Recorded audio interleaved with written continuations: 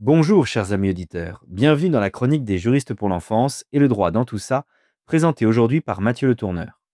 Ça y est, les vidéos du colloque parents, premiers et principaux éducateurs sont enfin en ligne. En juin dernier, Juristes pour l'enfance a en effet organisé son colloque annuel sur le thème de la primauté éducative. On constate depuis plusieurs années, voire décennies, qu'il y a deux tendances, celle qui consiste à vouloir émanciper les enfants de l'autorité parentale, et la seconde qui consiste à vouloir disqualifier les parents dans leur rôle éducatif pour les remplacer par l'État, et notamment dans le cadre scolaire. Alors pour répondre à ces questions, nous avons fait appel à de nombreux experts que vous connaissez certainement.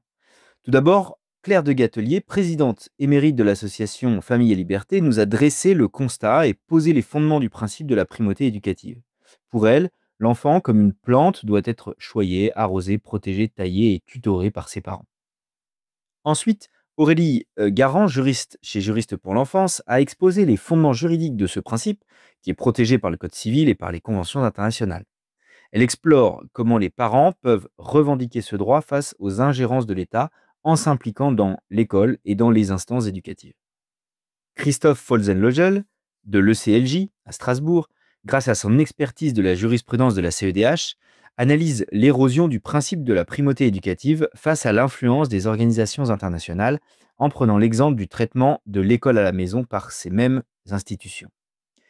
J'ai eu ensuite l'honneur d'aborder les dangers de l'infantisme, comme j'ai eu l'occasion de le faire auprès de vous, chers auditeurs, en revenant au fondement de cette idéologie, ses liens avec la French Theory, le wokisme et la théorie critique. Pascale Morinière, présidente des AFC, a ensuite analysé finement ce qui peut être délégué, instruction, valeurs, socialisation, et les conditions essentielles de cette délégation, confiance, dialogue, transparence, respect de la primauté parentale. Elle a rappelé que, face aux pressions institutionnelles, comme le programme d'Evars, les parents peuvent et doivent revendiquer leur rôle central. Frédéric Gauthier, ancien directeur d'établissement privé, a replacé de manière magistrale les fonctions et les rôles de chacun auprès des enfants. Il plaide à raison pour une collaboration fructueuse entre l'école et les parents pour le bien de l'enfant.